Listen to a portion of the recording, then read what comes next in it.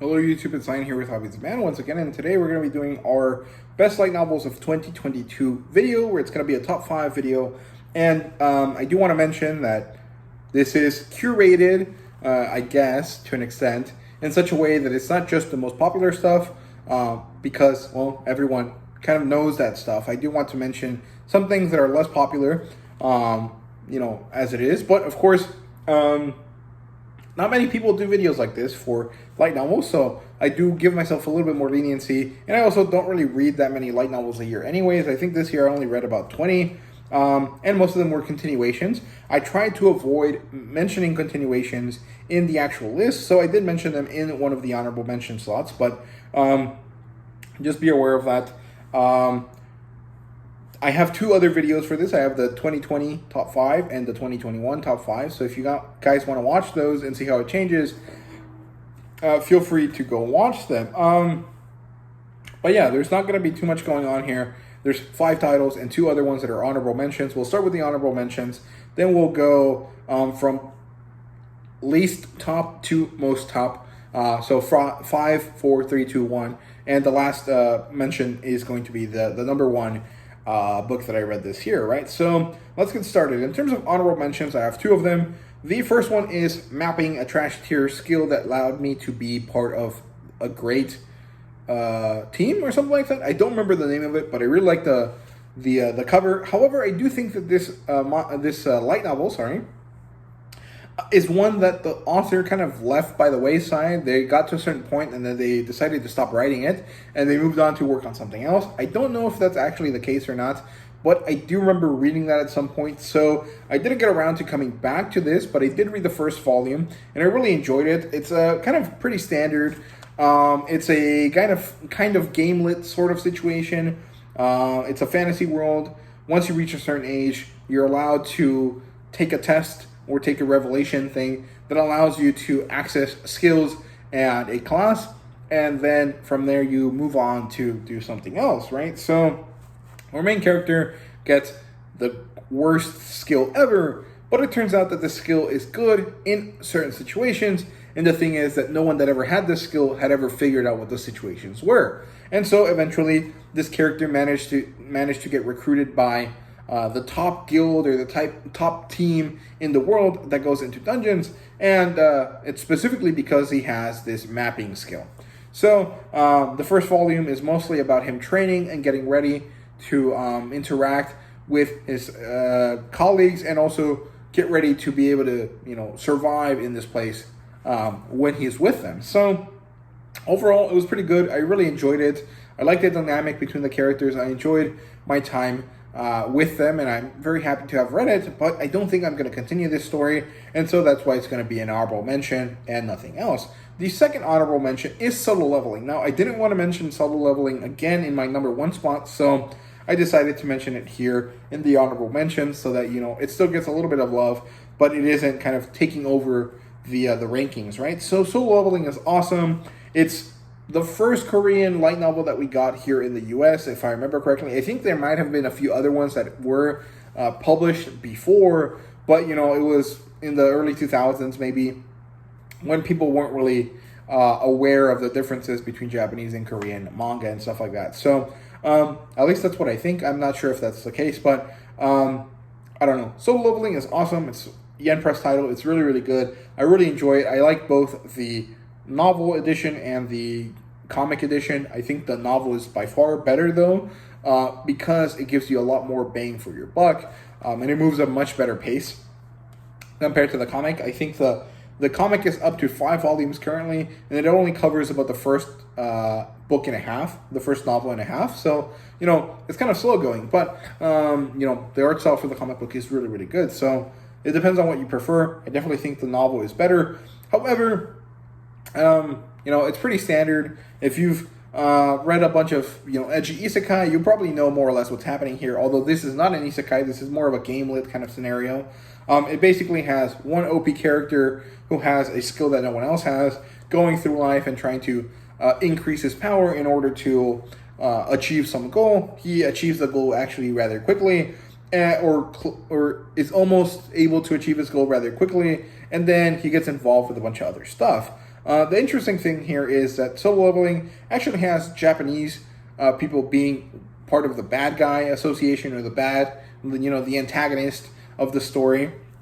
And so when we get an anime for this next year, I think, the story is going to be changed because Japanese people are making the story, so they don't want to, put themselves in the bad guy's place. So I do think that Solo Leveling in Japan is actually slightly different from Solo Leveling in Korea, and the anime is based on the Japanese version of Solo Leveling. So be aware of that. It's going to be pretty different from what you're used to if you've read both the comic or the novel when you get around to watching the anime. It's going to be interesting, but I'm probably not going to watch it because I don't really like the changing of the content for political reasons, right? So yeah, moving on to the proper top 5 list. Number 5 is Realist Hero Rebuilt the Kingdom. Now this one was really good. I was actually really surprised because it doesn't sound very interesting. It's about this guy who happened to be a civil engineer or some sort of civil servant kind of character who was in university studying this stuff. He gets isekai'd, summoned as a hero into this little tiny kingdom, and he actually manages to use his civil engineering power, or his civil engineering or civil servant knowledge, in order to help these people develop their kingdom and actually, change things. The one thing I don't really like about this novel is the artwork isn't really that good. For such a good story, I really would have liked to have better artwork. But, it is what it is. There's also a harem element to the story, but it's pretty mild, and it doesn't really go anywhere in the first volume. But, it is what it is. Most of these novels have harem elements anyway, so, yeah, it is what it is. But Realist Hero was pretty good, but, again, it's not one that I necessarily think I'm going to continue, but I probably will try to get at least one more or 2 more volumes of this. Then we have Mushoku Tensei at number 4. And now Mushoku Tensei is awesome. It's actually very, very well done. It's a story that really impacted me when I read it. But it's just, one, it's super long. It's like 22 volumes. And the fan base for it is kind of weird. And a lot of people that dislike it also are kind of weird. So I don't really want to interact with that fandom too much. And it's kind of interesting. But Mushoku Tensei starts with a very horrible 30-year-old loser who is so bad that he decided to, pleasure himself instead of going to his parents' funeral. Eventually he dies. He gets run over by a truck, as is classic in isekai novels, and then he gets reincarnated from birth. So he is born into a new world as a baby. He has a father, a mother, and a secondary mom who happens to accidentally join his father's harem. And then he grows up as Rudius, Grey Rat, I think is his last name. And he decides he's going to do better. He's going to try to be a better person, a better man. And he does, and he actually does become a better character. But he still has a lot of problems. After 30 years of living a certain way, you can't really get over them, over those habits and kind of problems that you have. But he does try his best, and it's pretty good. I really enjoyed it. This first volume covers basically his first 8 to 10 years of age, where he spends a lot of time training his magic, learning sword fighting, and developing some relationships with some characters, right? Specifically, this little girl, half-elf character, and this lolly witch lady who's like 200 years old, but she looks like she's 10 because, anime. And it's really good. I really enjoyed it, but there was just stuff I enjoyed more later on in the year, so it stays here at number 4. Number 3 is Ideal Sponge Your Life. This one basically gets to this place because I really like the, I don't want to say representation because that's not really, I don't like representation things in media, but it has an interesting situation here where it's an isekai, and it ends up being an isekai into a European kind of situation like every other isekai. However, this one is not German or English or, French, but rather Spanish. It seems like some sort of Moorish Spain inspired kind of situation, and it's really fun and really cool. And as a Latin American, I find that to be interesting because it's as close as I feel like Japan's gonna get to actually talking about Mexico or Mexican kind of stuff in their light novels, and so I find it to be fun. But it's kind of cool in that sense, but I don't really care beyond that. So yeah, but there are actually really good stuff, really good things, and not stuff, really good things inside Ideal Sponge Your Life. One, I like that the character manages to get isekai'd, is given a choice. Hey, do you want to be here, or do you want to move on and go back to your life? And he decides to go back to his life for a little bit so he can get his affairs in order and get all of the things that he wants. And then he gets isekai'd again. He manages to become the queen's husband, and he lives the ideal sponger life. He just basically has fun most of the time in his room while his wife is the queen of this kingdom. And he also has a really good relationship with the queen. I really enjoy their emotional connection between the two. And also, he fucks the queen, which is really cool because mostly harem type stuff in Japanese media never actually ends up getting anywhere. It's kind of annoying. It's just a bunch of like stupid fan service scenes that never actually go anywhere.